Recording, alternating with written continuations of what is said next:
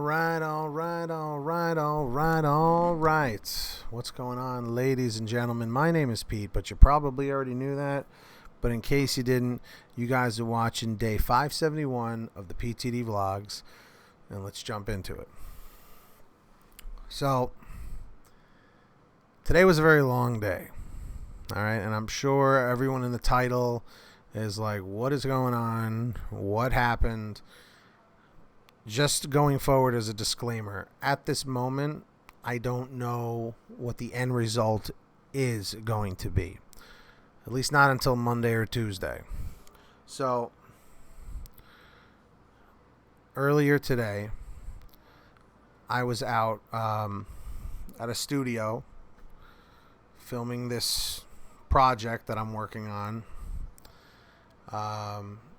And we were wrapping up. It was around like 4 o'clock, I want to say.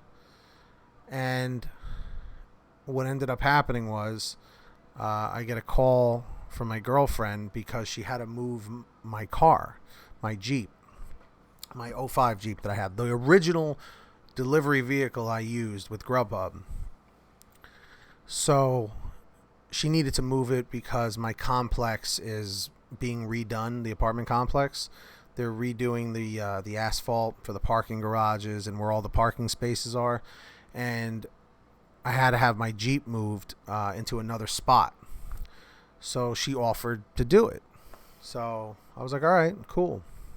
So she goes to move my Jeep, starts up, puts it in reverse, backs out of the spot, and then the car died. Like the engine just went dead. She said she went to go start it again. It sputtered and then just gave out. So she calls me in a panic. Every right so. And she thought she like killed my car, my Jeep. So I tell her, okay, hold on. Let me call AAA. I'm going to leave the studio. I'm going to head home. But the studio is like almost 20 minutes away from where I live. So going forward, I end up calling AAA. They sent a flatbed truck over. The guy got there before I did. And he was trying everything. And he's telling me, he goes, I think it could be the starter. And I'm like, I don't know. I just replaced the starter in 2017. It's a 2005 Jeep Grand Cherokee Laredo, the V6. But I did a bunch of work to it. But anyway, long story short, we end up having to push the Jeep from neutral all the way back into the spot. It wasn't too far, but where my girlfriend pulled out, it was blocking like traffic to go through the complex. So like people could barely squeeze by. So we had to put it in neutral. We pushed it into the spot, put the parking brake on. I called a family friend, I called my father, I called my mechanic, and they all had different opinions. So I called AAA back because they didn't charge me because there was nothing they could do, and my mechanic thinks one of two things happened. One, maybe the starter went again, or two, that the engine seized up. And before people are saying, no, it's probably the starter. Like I said, I changed it 2 years ago. I know they can just go at any time, but I don't know. I don't drive it like too aggressively or that often, so I don't know. The reason why I think the engine seized up is because I was doing a little research because I love cars, I love trucks, but I'm not too mechanical savvy.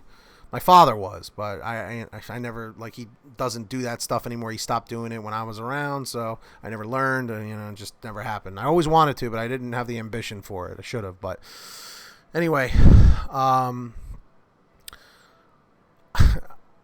end up looking up what a seized engine is like or what the symptoms are, and they were saying if you're having issues with the oil, that can have a lot to do with it.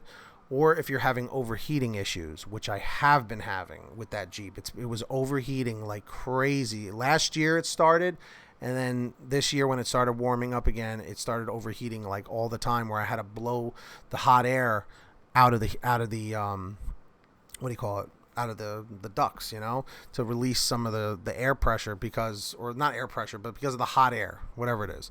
On the instrument cluster, it was all the way on the H, you know, to make that sound better.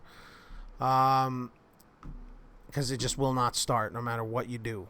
So on Monday, I'm going to have the Jeep towed to the mechanic. Luckily, I was able to get a free tow up to 100 miles with AAA, which is awesome. So shout out to them for that. But yeah, only time will tell. We'll see what happens. I'm really bummed out because I did a lot of work. I put like $3,000 into that truck. It looks great, but now I got to figure out what I'm going to do. I still do my deliveries with the Mazda, but I'm not going to be able to do deliveries in the winter without a 4x4. When it's snowing and stuff, you know, when I like to go out there, because usually, like, I try not to as much anymore, but it sucks. But if any of you guys have any suggestions or anything, like, I don't know what to do. I don't know how much it's going to cost to replace the engine. It's probably going to be a couple of grand, you know, unless they find like a used one or something. I'll have to weigh out my options, but we'll see, man. I don't know. We'll see what happens. I'm pretty bummed out about it. I really like that truck, but maybe it's time to move on to something else. But at least I have several months until until the winter time, so I can figure out what I'm going to do. But I'm always just planning for the worst, just in case it is a seized engine and I have to get rid of the truck. We'll see what happens. So what do you guys think I should do? That's my comment question of the day. If you enjoyed the video, give it a like. I'd appreciate it. And thanks for subscribing. Get that money, get that honey, keep hustling, keep bustling. I'll see you guys next time tomorrow here on the PTD Vlogs. Take care of yourselves. Peace. Later.